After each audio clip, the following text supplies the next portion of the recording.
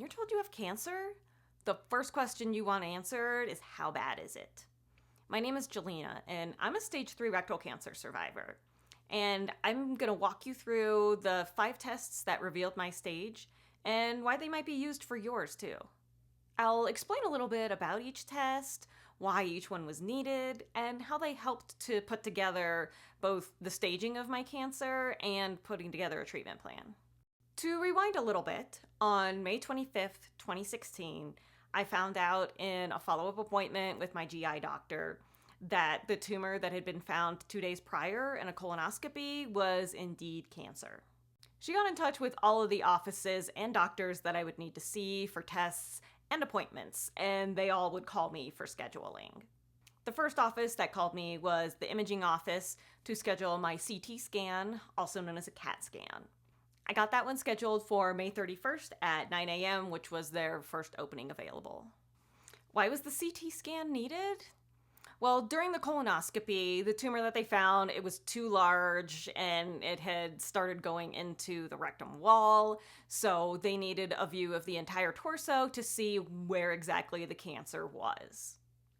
For this CT scan, I had to drink the barium smoothies. One 450 milliliter smoothie at 9 a.m. and another one at 10 a.m. Then they had me walk laps around the building to get the barium circulating in my body faster. At 11 a.m., they called me back to change into scrubs, and they put an IV in my elbow pit. You have to hold your breath while being scanned. So the tech asked me if I would be able to hold my breath for 30 seconds to get a full torso scan in one pass. I told her I wasn't sure because I don't normally count when I hold my breath. So she said, okay, I'll just do them in 2 scans. Since you're in the room all by yourself, the machine itself will tell you when you need to take a breath, and it counts down how much longer you have to hold it for, and then tells you when you can breathe again.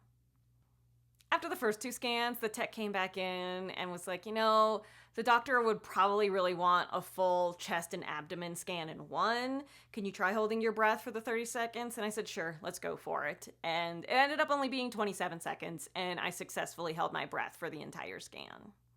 Then came the really fun part.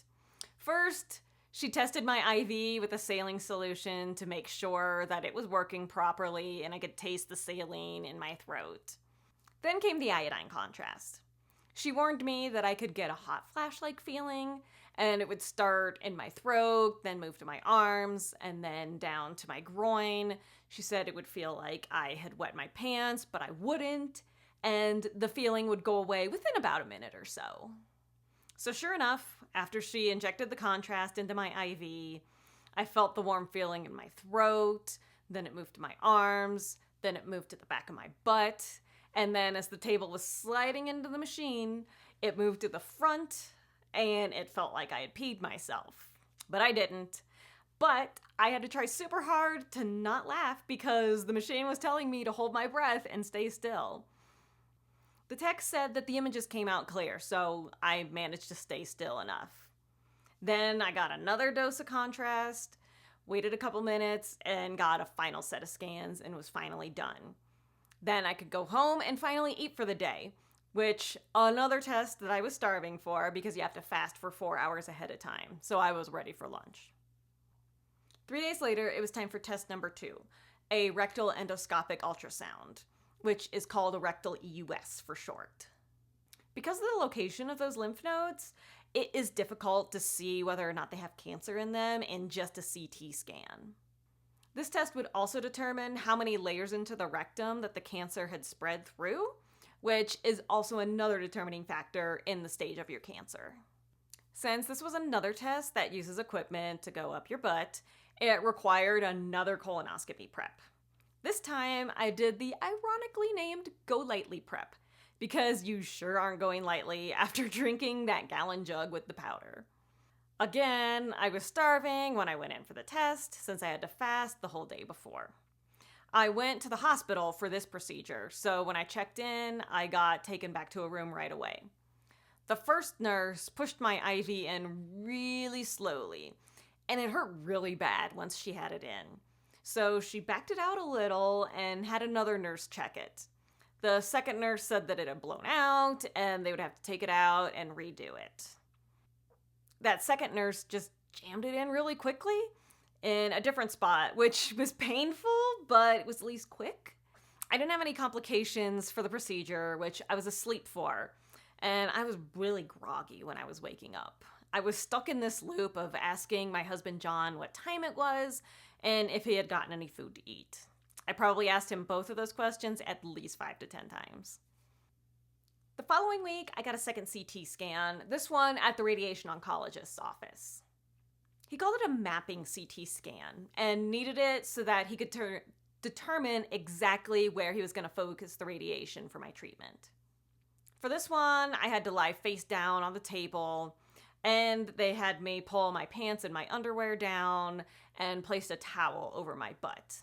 There was a positioner to put my face in so that I could breathe during the scan, and then they had me put my arms around and hug it to keep my arms out of the way as well. They also put 3 dots on me, one on either side of my hip, and the third one right above my butt crack. Then they also taped a wire to my crack to use as reference point when reading the scan. Once the scan was done, they turned those dots into plus signs and put little round pieces of tape on top of them. So then if they were the right spots, they could turn them into permanent spots the next time I went in. Those spots would be used every time that I would go in for radiation to position me and make sure I was in the exact same spot every time, so they were hitting the correct areas with radiation. Test number 4 was an MRI 5 days later.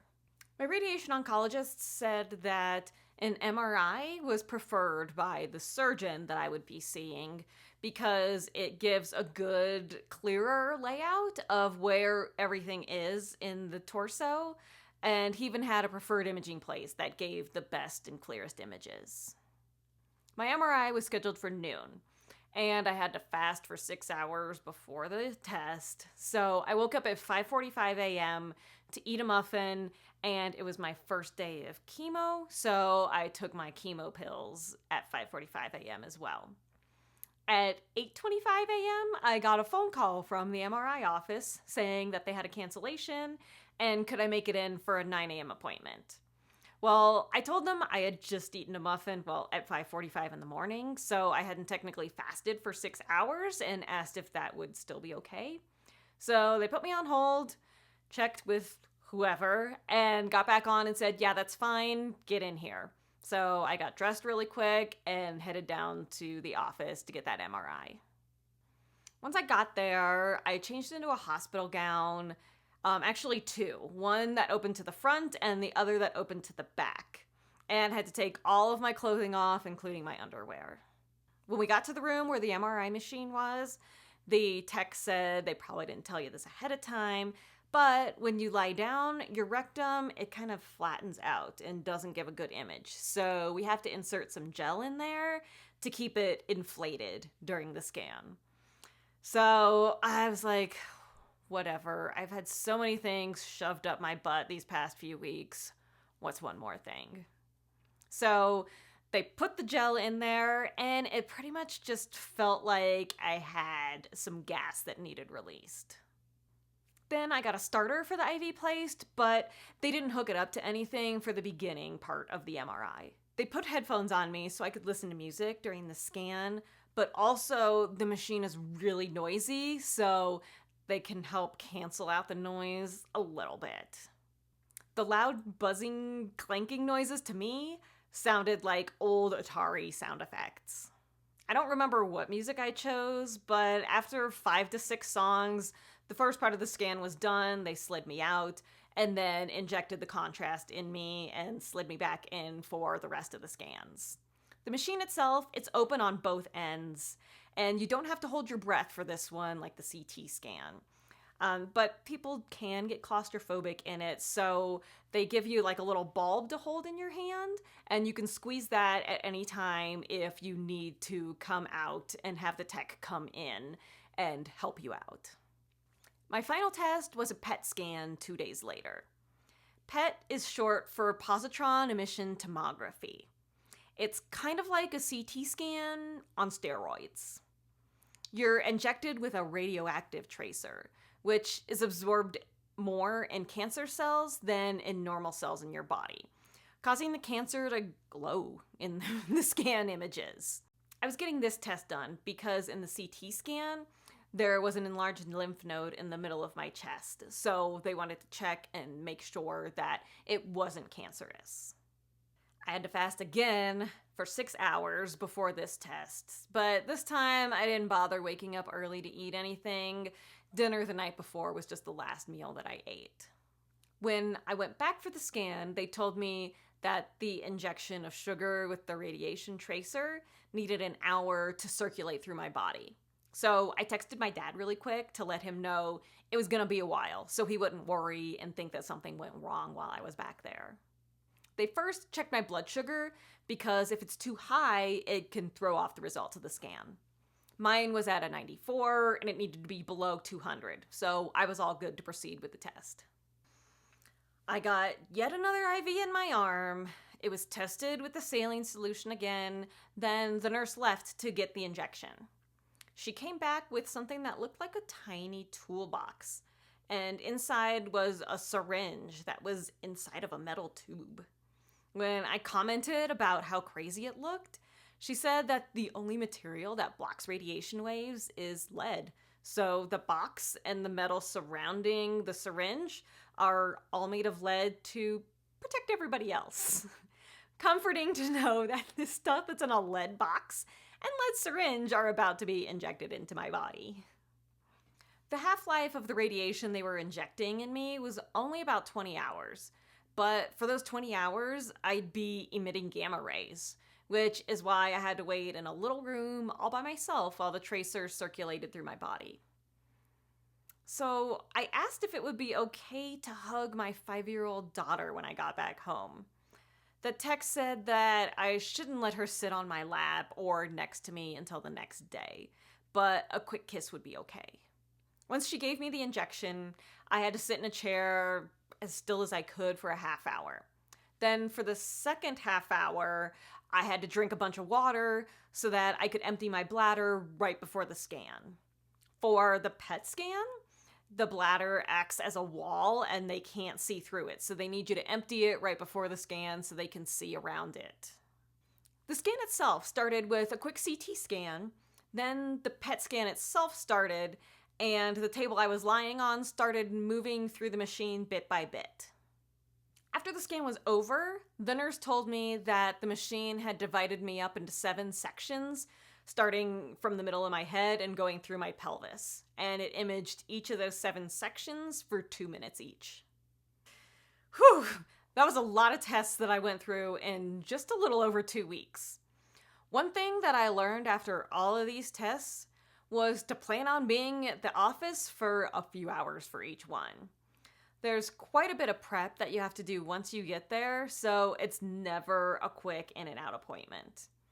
It felt like a whirlwind when I was going through it all, and I was focused on just getting from one test to the next to find out how bad the cancer was in my body. Being able to focus on one test to the next and getting a clearer picture of what exactly was going on helped make the cancer seem a little less mysterious and helped me better understand and know what exactly we were dealing with and what the treatment plan was going to look like. If you missed my diagnosis video to find out how exactly I got to this point, you can watch that right up here. From my story to yours, here's the life after cancer. Thanks for watching. Conan, would you like to be in the video today? Hi, buddy. Hi. Hi, Conan.